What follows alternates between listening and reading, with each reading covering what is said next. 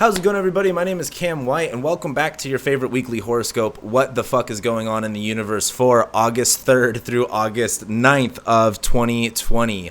Thank you guys so much for being here, liking, sharing, commenting, subscribing. I love and appreciate every single one of you guys, and I'm really excited you guys can be here with me this week because we have quite a bit to talk about. I ended last week's horoscope on that note. Like, this week is kind of a lot. Last week was a lot, and, you know, from the comments last week, really, like, it was funny. After Monday passed and Tuesday passed, like, a bunch of comments came in of, like, oh my god, I was so cranky and so angry on Monday. I was so, like, volatile and up in the air. And I'm just like, dude, it's just the moon in Scorpio. That's just how shit's gonna be. But this week, I feel like with all of the extremeness of last week, it gets poured into this week, except it's a different flavor. But this week also, I think, just kind of starts with a bang with the full moon in Aquarius that starts on Monday. Anyway, before we get into it, I just want to say real quick, I'm not going to be surprised when the fireworks go off, because the fireworks, I mean, I've been recording these on Saturday night, so of course, you know, the fireworks are going off. I'm not going to be surprised, I swear to God, this time. And that white noise you're hearing is my air conditioner. It's just too hot today to have my windows open. It's been too loud, so I've got the air conditioner running. Nothing you can do. Sorry if the white noise bothers you, but get over it. Anyway, like I said, we got a lot to talk about, so let's just jump straight into it. We're starting this week, Monday, on the 3rd, with Mercury making opposition to Saturn, Mars squaring Jupiter, and the full moon in Aquarius just to top it all off. So you're going to have to give me a second as we kind of break down each thing here. And let's start with the hard stuff of Mercury opposite Saturn. This is Mercury in Cancer. So let me actually go back because I want to know when it actually perfects. This will be around 3 p.m. Yeah, about 2 p.m. Pacific Standard Time. Mercury being in Cancer, it just like Venus and Gemini, it's been there forever, right? There's been this kind of mental focus on, again, like I've been saying, necessity, emotion. We're thinking about the more of the internal sides of ourselves, more of the interpersonal part of ourselves, what we usually like to protect, what's usually really sensitive and vulnerable. So it requires some type of shield. It requires some type of, you know, protective barrier. As Mercury is opposite Saturn, this isn't necessarily like a moment where Mercury in Cancer opposite Saturn in Capricorn. Like, this is kind of one of those moments where we're going to have to do something, not because it's good for us, like it's good self-care. It's like we have to do it because we have to take care of ourselves. It's like Mercury being so mental, Mercury being so rational, trying to think in Cancer terms of like, all right, you know, this is more important than this. I need to have my needs met before I do anything else. Having Saturn and Capricorn make that opposition is like, there's this frugalness to like what your needs are. It can be kind of easy to be like, well, I don't really need that, or I don't really need that either. It's like, you know, Saturn kind of just beating the shit out of Mercury. You can be like, oh, you don't really need that, and you don't really need that. Let's cut corners here and there. My suggestion with the Mercury opposite Saturn part of Monday, because Monday's got a lot going on, right? So it's not just going to be this, but there is a flavor in the air of telling yourself like, hey, this is what needs to be done, and this is also what you need to commit to. Because Mercury in Cancer is like, hey, you know, you should, you know, clean your house and take a shower every day and do all of the Cancer stuff to take care of yourself. But it should be very mercurial, right? It should be very spoken. Like, what is your self-dialogue that you have all day long? Are you telling yourself good things about yourself? Are you telling yourself shitty things about yourself? I just think in the face of Saturn, it's just kind of like, you know, it's easy. There's like a weight to it, like almost like an obligation. Like you have to be this way, or it has to be this way. And I think just with the Mercury part, it's going to feel like mentally draining, mentally heavy. There's going to be a lot of like acceptance, I feel like, and a lot of, I don't want to say truth, but more of like, you get your answer back, and that answer can be no, because it's Mercury opposite Saturn. Saturn loves to say no. And so I just think this part of it on Monday is kind of like this isn't a time to go like have a great conversation with a friend you haven't caught up in a long time. This is a time to have a serious conversation with someone that fucking needs to have this conversation. Like, there's nothing about Monday that screams like, oh, you know, fucking have fun and, you know, do something fun. Like, this is a very much like no, we need to address these problems, and we need to address it in this way. It has to be taken care of. It's like, the stories of people, how they're like, oh, they got something wrong with them, like they cut themselves, but they didn't want to go to the hospital. So then it's like 2 weeks later, it's like all fucking infected, and they're like, well, now we gotta fucking amputate your shit because you didn't go to the hospital in time. Like Mercury opposite Saturn's like, okay, we gotta take you to the hospital. This has gone too far type stuff. Now, the other thing that's going on is Mars squaring Jupiter. Now, where this gets a little bit confused, I don't want to say confusing, actually, where this gets kind of hard to track is this is Mars's first square to Jupiter. This is going to be one of 3. So starting from here, and this is the first square of Mars in Aries, where Mars is going to square Jupiter, it's going to square Pluto, it's going to square Saturn, then go retrograde, square them all again, go direct, and then they'll all Mars will move into Taurus, Jupiter, Saturn, Pluto, well, not Pluto, but Jupiter and Saturn will move into Aquarius, and so then Mars will square Jupiter and Saturn when Mars is in Taurus, and there Jupiter and Saturn are in Aquarius, which is a long time from now. We're talking fucking 6-7 months from now, right? So this is the beginning of this 6 to 7 month thing that we've got going on, and it's weird talking about it. But this is kind of like the first sequence of steps. This is the first domino effect in a sense. And this is Mars in Aries. This is, like Mars brings fights. Mars brings conflict. Mars brings inflammation, dryness. It's going to burn. It's going to sever. It's going to cut. And as it's squaring Jupiter, Jupiter and Capricorn, like squaring in the superior position, Mars in Aries is kind of like a really weak authority or like a teacher being like, no, Mars, don't like I'm from the California public education system, so I had a very interesting school experience, but like where I'm from, we were really we were all shitheads. And, like, it reminds me of this teacher who we had who was, like, I look back and I'm like, I probably should have respected that person. They were, like, like a NASA engineer, super, super smart. But just with me included, along with all my classmates, we were just assholes or whatever. And, like, Jupiter and Capricorn is, like, that teacher that doesn't have a spine trying to control kids that clearly do not give a shit about them. It's like, all right, like, we're going to do this anyway. Like, Mars is still going to do Mars shit regardless of what Jupiter and Capricorn has to say. But I'm bringing this up because Jupiter and Capricorn is like, Jupiter, right? What do I believe? I have all this faith. What does our optimism look like? What is our optimism colored by? And it's Jupiter and Capricorn. It's colored by reality. So it's like, you can be hopeful, but realistically, it's probably not the best idea. And like Mars squaring Jupiter is kind of like, maybe you should like, I feel like Mars squaring Jupiter is like, in theory, things should look good, things should operate a certain way, but in practice, they don't. And Mars squaring Jupiter is where you get that conflict of something making sense in theory and not necessarily making sense in practice. And so I think Mars squaring Jupiter, too, is like, we can't move forward, we can't take action on the things that we're wanting to pursue, the things that we are wanting to, that we are excited by, that does fuel our fire. We can't take action on that stuff if Jupiter and Capricorn, not necessarily isn't being realistic about it, but this is also Jupiter in its depression. Jupiter and Capricorn has to fight really hard to see the glass half full. Jupiter and Capricorn has to, basically cover all of its assets and have a strong foundation in order for it to say like, hey, things are looking up. And so I think with Mars squaring Jupiter, if you're having a hard time keeping faith and trying to make a positive spin on stuff, this is going to feel like a really beat up day.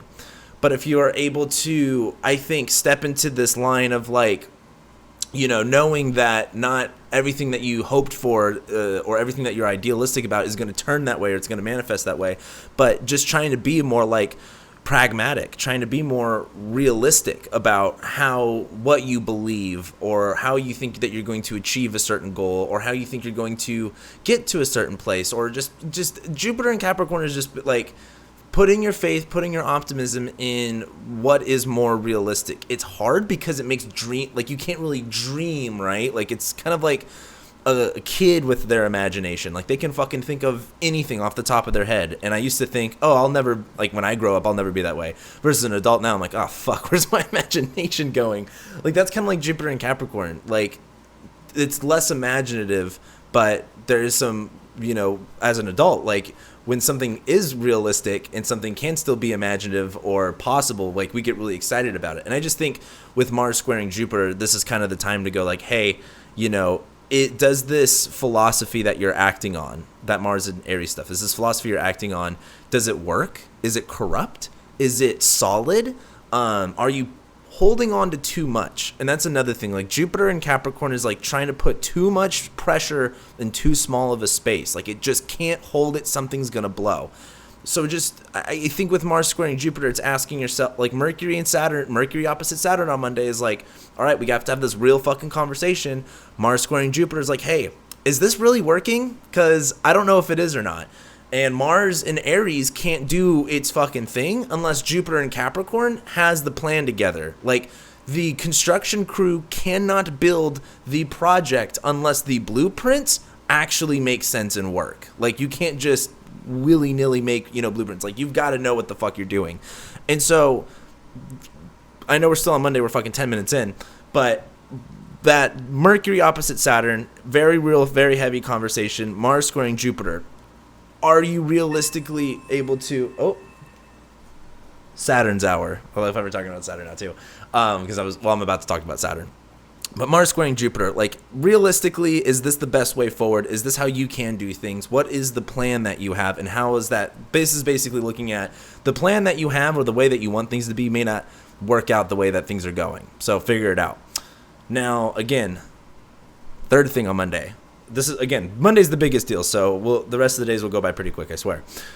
Full moon in Aquarius.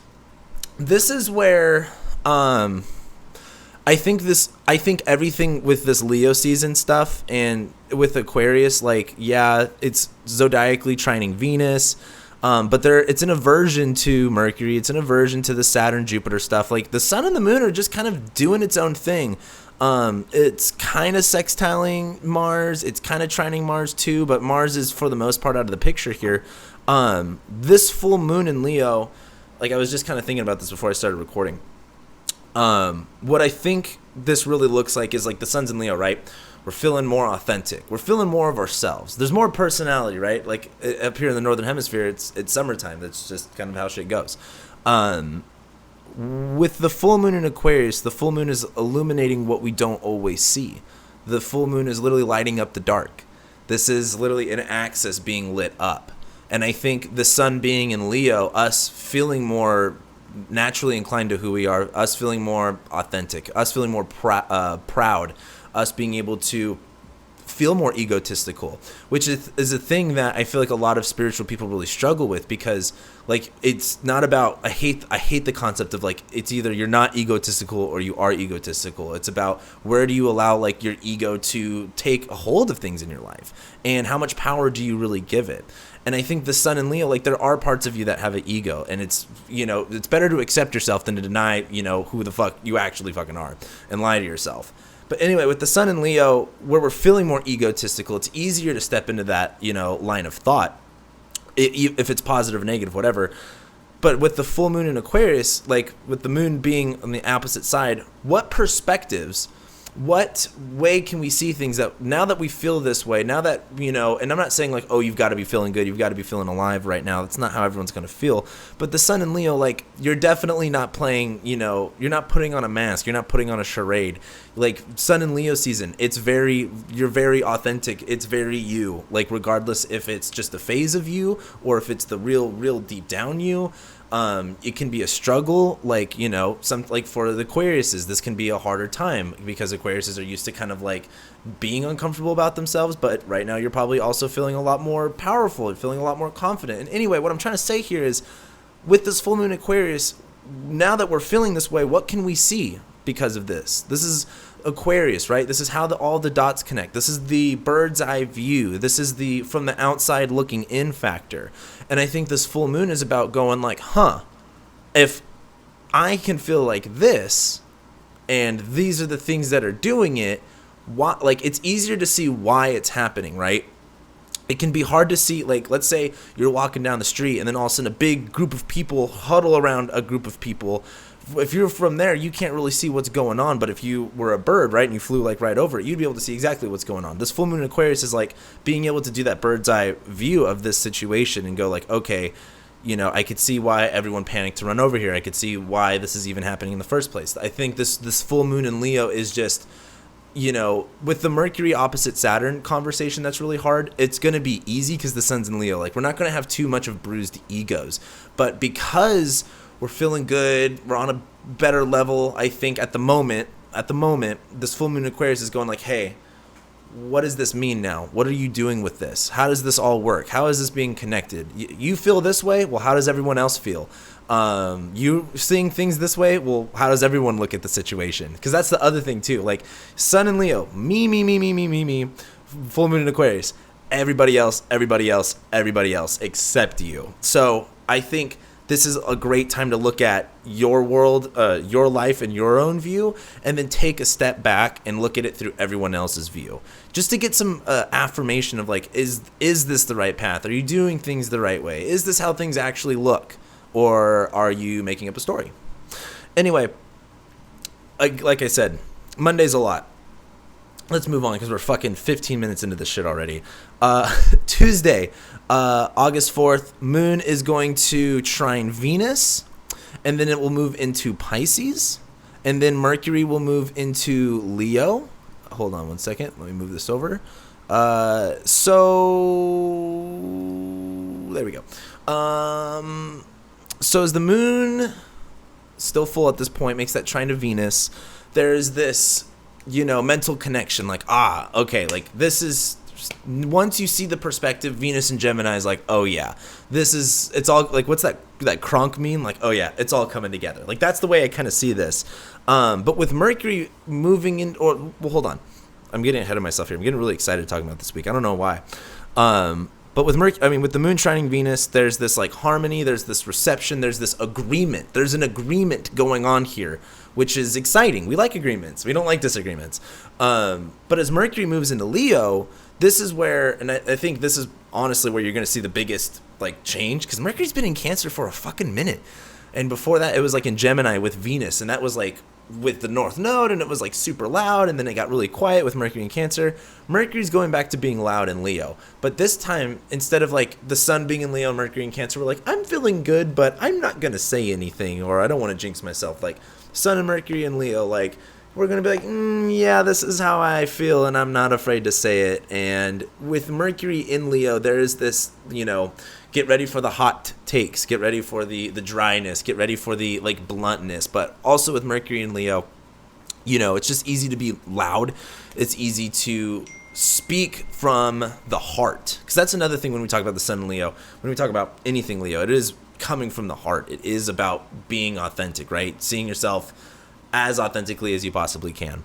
And I think as Mercury does move into Leo, there is this bigger transition of going like, hey, this is not necessarily what I need to say, but this is, I don't want to say, well, because Mercury in Cancer is so much of like, it needs to be talked about. It's kind of like, hey, let me pull you into this other room so we can have this discussion. Like, Mercury in Leo is like, I've just got to go right out in the open with it. Like, Mercury in Leo is very much like, I just got to be fucking honest, and says it out loud. So get ready for that. And I think this is going to help, put some progression to stuff, because I feel like Mars right now is just really putting a toll on us, and that Mars square Mercury was really rough. Like, Mercury in Leo is going to make us feel better about, saying what we got to say. We move forward on to Wednesday.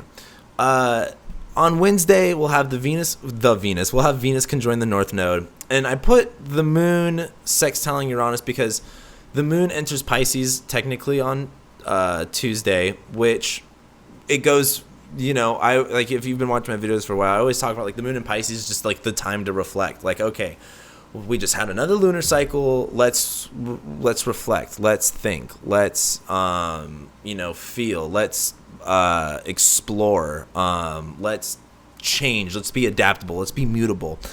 And as the Moon goes into Pisces, it will then on Wednesday I'll sextile Uranus, which isn't the biggest deal, but I just wanted to put it there just so you guys know. Anyway, we move on to Wednesday. Venus conjoining the North Node. So, to be honest, I think this is kind of going to be weird, only because, like, Venus has been in Gemini for 5 ever. But with Venus now on, at these last degrees of Gemini, like it's just on top of the North Node. Like it's just that last final hoorah of Venus and Gemini, right? Like what is Venus and Gemini so much too, and it's just been so much during this transit. Like what is stimulating? What do we want to connect to? Where do we need to socialize? Where do we need to talk? What do we want to talk about? What excites us? How do we feel? Does this interest you? Does this interest you? Do you like to dance? Do you like to do this? Like, and just Venus on the North Node is like this hunger. Like this is like, I swear to God, you're probably going to see like an article come out about like people just talking about like how bad they need a party. Like, and I was literally like just driving around LA today and I was just like, I mean, there's people out, which I didn't understand. Like, I thought we were still, like, in a pandemic. I don't know why people are out and about all the time. But, God, I would just die to fuck. I just want to party so bad. I just want to go out and be with people. But it needs to come back to normal, of course. And I just think the Venus on top of the North Node is just a lot of that, right? The North Node being Rahu, the dragon's head, what we're hungry for, what we're consuming. North Node's now in Gemini. Give me this information. Give me this vocalization. Give me this, mindset. And with Venus on top of the North Node, there's like, yes, like I'm trying to indulge in all of this shit. If you've got a sweet tooth, I guarantee you on Venus on the North Node on Wednesday, you're going to be fucked up. You're going to be so fucked up if you got a sweet tooth. I have a really bad sweet tooth, and I know I've already been losing it lately, just trying not to have too many sweets. But anyway, oh yeah, and the moon sextiling Uranus. The only reason that's happening, to be honest, who gives a shit about the moon sextiling Uranus? I just think with the moon in Pisces, having a little Uranus help that Uranus sextile, and then it will eventually, not yet, it will eventually make that sextile to Jupiter. It's kind of like, hey, Uranus and Taurus sextiling moon in Pisces. It's kind of like, it reminds me of like two people like getting high, fucking around baking something, and they bake something, like they throw some ingredients together and it ends up being like really good. It's like, hey, like this is pretty cool. Like didn't expect this happening. And so I think there is some, with the moon in Pisces reflection time, with the moon in Pisces feeling time, there is some, I think, I don't want to say exciting discoveries, but I think there are some new insights. Uranus and Taurus is like, hey, maybe we value this instead of that now that we've kind of thought about things. Now that we're really seeing how we feel, I actually do feel more this way than I do that way. And it's not necessarily like a gradual move over. It's Uranus. It's like, hey, I like, now that I think of it, I do feel this way. Yeah, like getting more into it. Anyway, Thursday on the 6th, that's when the moon's going to, that's when the moon is going to make a conjunction to Neptune, and then it's going to sextile Jupiter and Saturn. And this is where it gets really funky, because it's just, this is just kind of a lot all at once, in my opinion. Oops, let me go over here.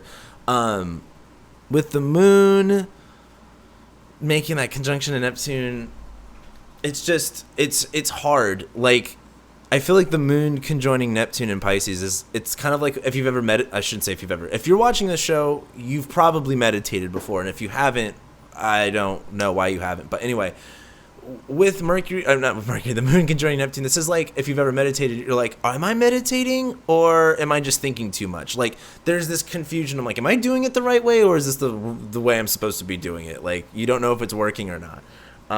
But it's not necessarily a thing that you have an answer for. Like, there's no right or, I don't want to say there's no right or wrong way to meditate. There's definitely, I feel like, wrong ways to meditate. But there's no actual distinction of whether or not, like, yeah, you're meditating, you're doing everything the right way versus, like, meditating can look a lot of different ways. It's just about, like, knowing for yourself if you're doing it the right way, if you're getting the good stuff out of it. And it's sextiling Jupiter. It's sextiling, and it won't actually get to Saturn just yet.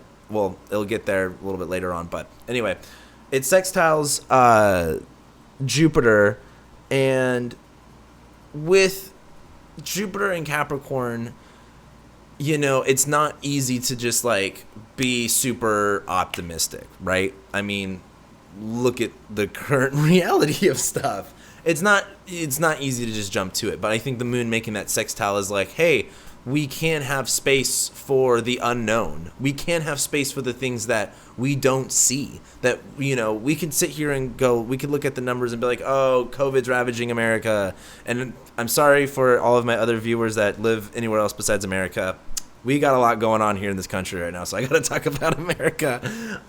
It's easy to like, I feel like live in this reality and be like, when the fuck is this ever gonna end? What is even going on right now? And I feel like this moon in Pisces is a great time to hold space of like, hey, anything can still happen. Like, you have no idea what the future holds. You have no idea what could be possible. You know, just live in the moment. Like, be what you need to be when you need to be it. Like, stop worrying about, I don't want to say stop worrying about the future. Like, I'm an astrologer. That's part of my job. But, like, stop getting so involved in it and, like, ask what you can do right now. And that moon sextiling Jupiter in Capricorn's like, if you want to build up a better philosophy, if you want to be more optimistic, like find ways that you can be more optimistic right now. Like, what can you do that will actually affirm that optimism? You know what I mean? It's kind of like going over your gratitude list. It's going over what you're fucking thankful for. It's going over like the actual, you know, like what I always say, like you're just checking your privilege basically. Like, especially if you live in America, it doesn't matter what, you know, what you do, who you are. If you live in America, you have an extreme amount of privilege. But going from there, what else do you have that's, you know, good? What else do you have that, where has life surprised you? Where has life been like, oh shit, I didn't expect that to happen, and it did. And I feel like this moon sextile Jupiter time's a good time to just think that way. Be optimistic. I don't want to say it doesn't hurt. It can hurt. But it's not like I feel like being negative can hurt a lot more. Anyway, Jesus, we're only on Friday. We get to Friday. Venus enters Cancer. The moon will then enter Aries and then make a trine to Mercury. So Friday, if Friday was a normal day, no COVID, this would be super lit.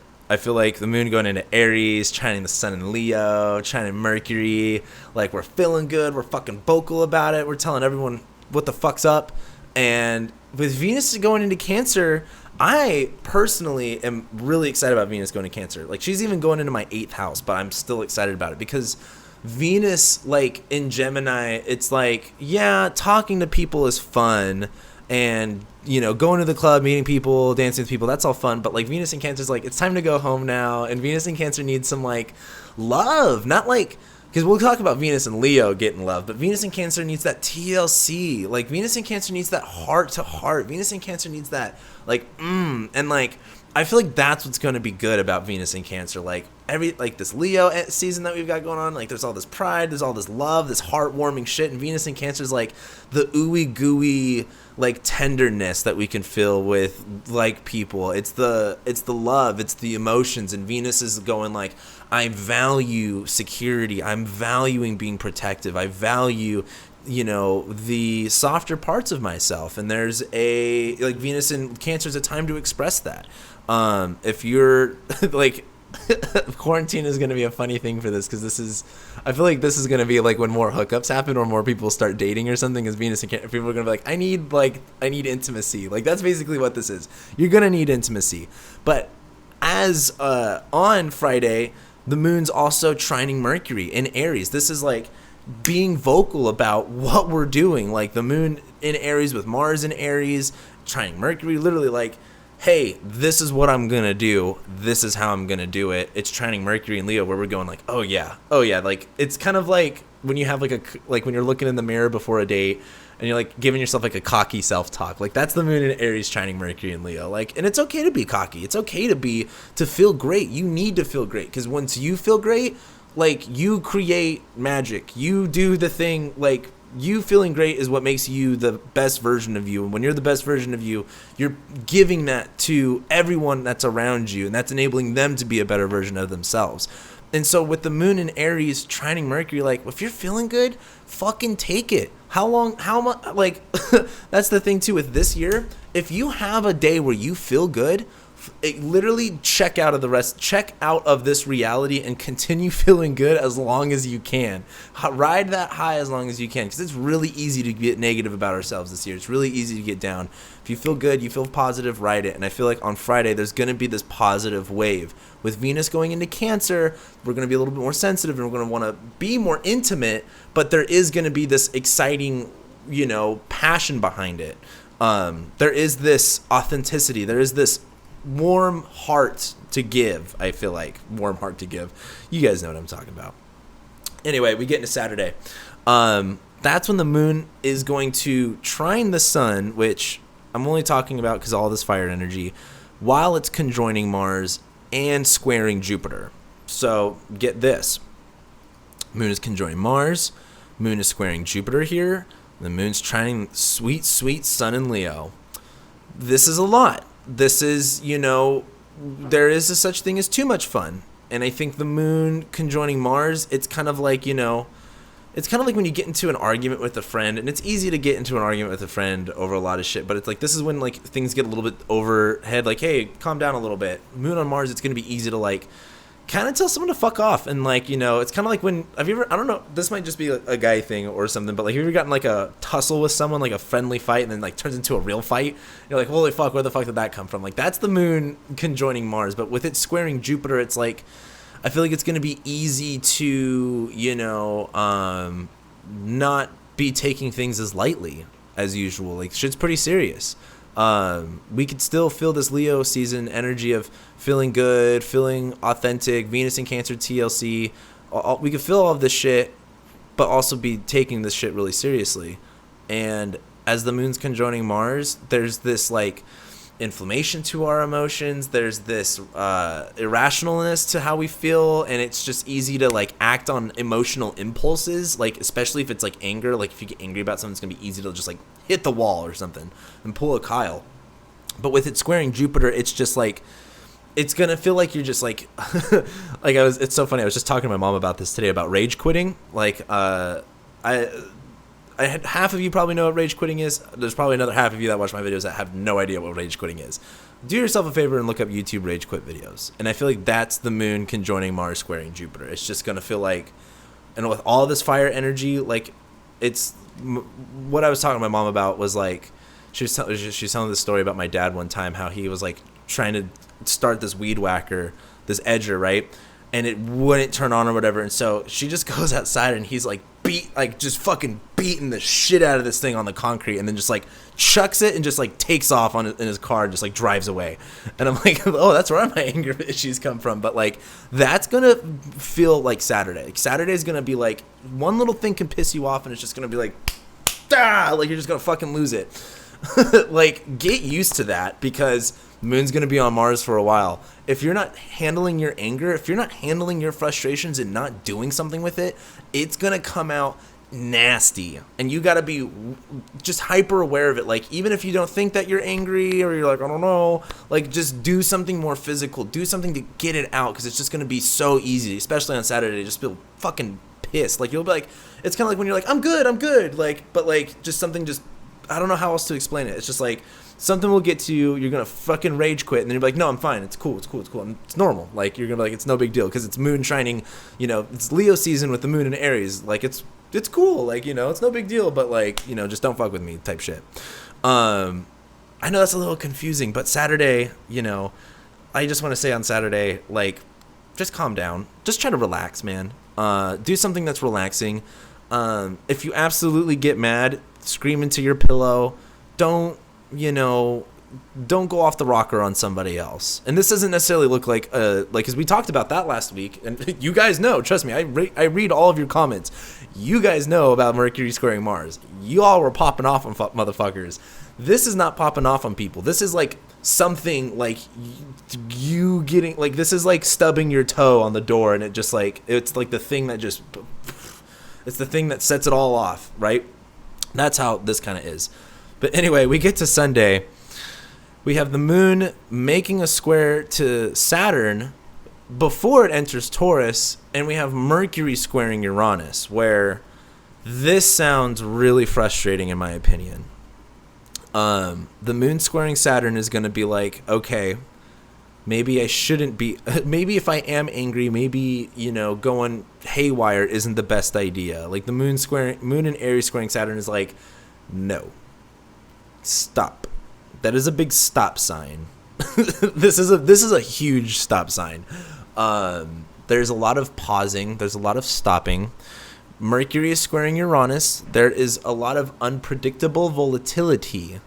And so I think on Sunday, if you are not careful, it's going to be easy for things to unravel mercurial wise, because again, Mercury, Mercury can be something from a letter to a text message to your technology to, you breaking a pen. Mercury can be, depending on how you look at it, can be car issues too. Mercury can be money issues. Mercury can just be so many fucking things. And as it's squaring Uranus, all right, like, what's the problem?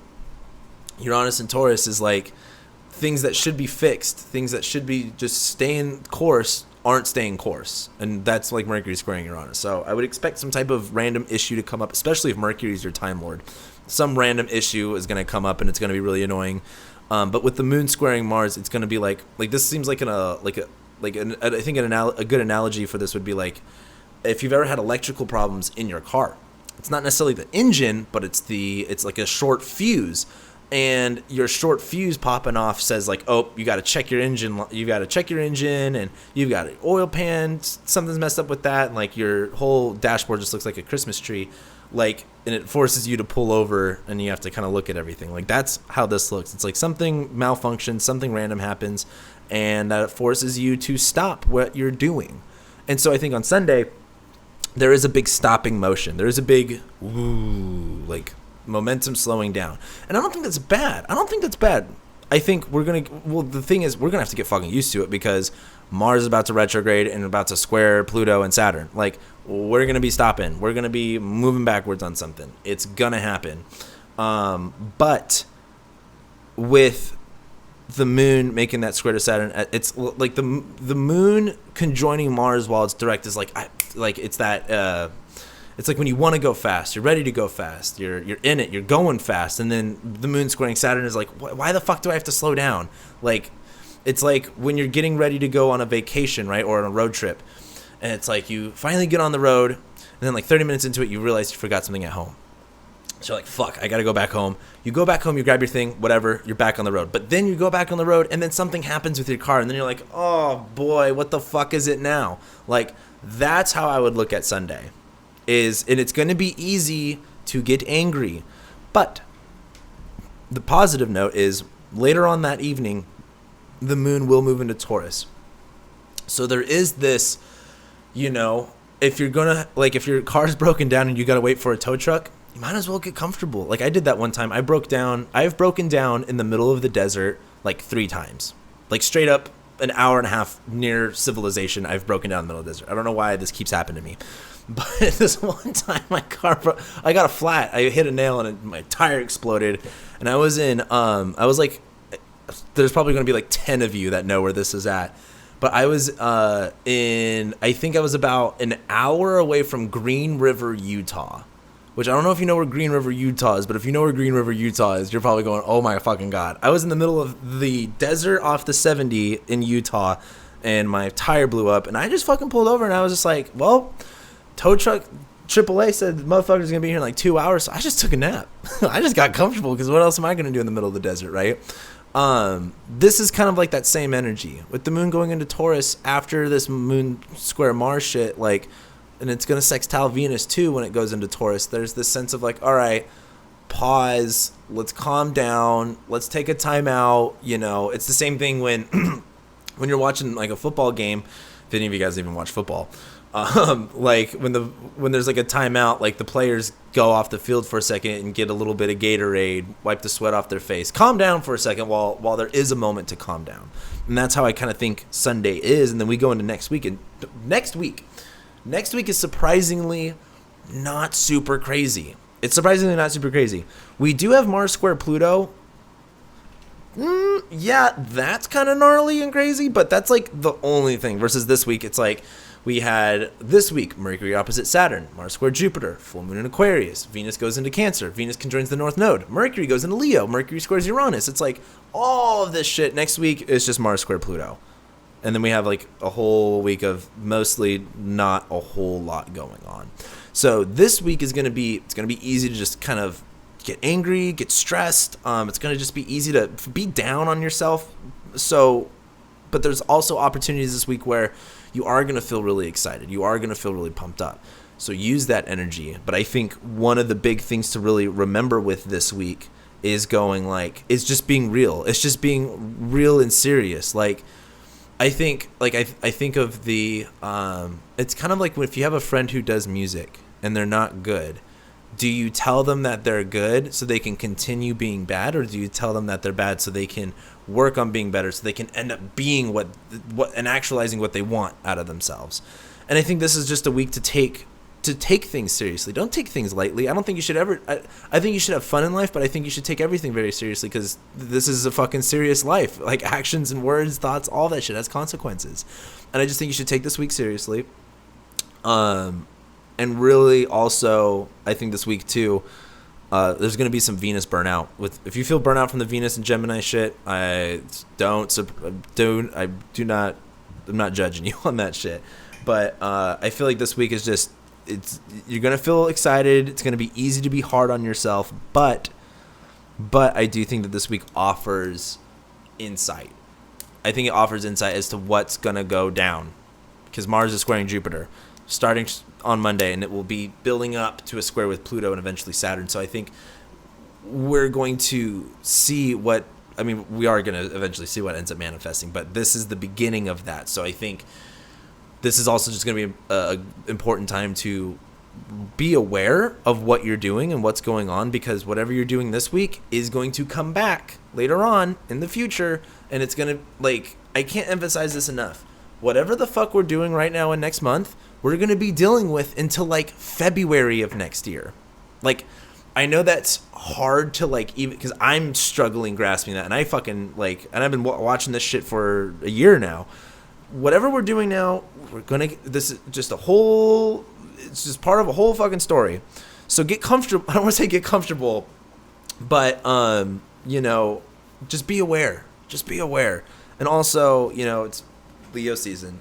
Try to have fun when you can. I don't even know. I feel like I'm just fucking rambling now, and we're on 40 minutes. This is the longest. I think this is the longest weekly horoscope I've ever done.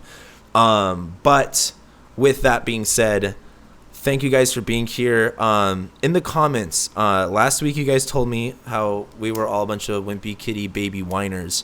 What I want is, during this full moon in Aquarius or after it, I want to know what you guys have, what has been illuminated in your life. What have you come to awareness of? Check where Aquarius rules in your chart. If you're a Leo rising and you've got Aquarius in your 7th house, this is illumination of relationships. Who are you connected with? Who are you committed to? If this is a full moon in your 11th house, who are your friends? If this is a full moon in your 12th house, who are your enemies? Where do you disconnect from your enemies? Where are you, you guys know what I'm fucking talking about. I want to know what you guys are aware, what you guys become aware of, and how does that affect whatever Mars retrograde is going on for you guys? Well, I should say whatever you're trying to plan for this Mars retrograde. Does that inform you at all on actions that you plan on taking during this Mars retrograde period, which is from September, October to November? Yeah, let me know about that in the comments below. Let me know. Yeah, just let me know. And I think that's all I got for you guys. Sorry, I'm looking over here at my notes just to double check everything. But I think that's what I got for you guys. So with that being said, again, I can't thank you guys enough for being here, being on my channel. I love you guys. This is super cool. Appreciate it. I'm trying to make sure that I don't have anything else to say, so I'm taking forever to end this. But yeah, I think I'm good on everything I want to say. So with that being said, thank you guys again. Take care, and I'll be seeing you next week.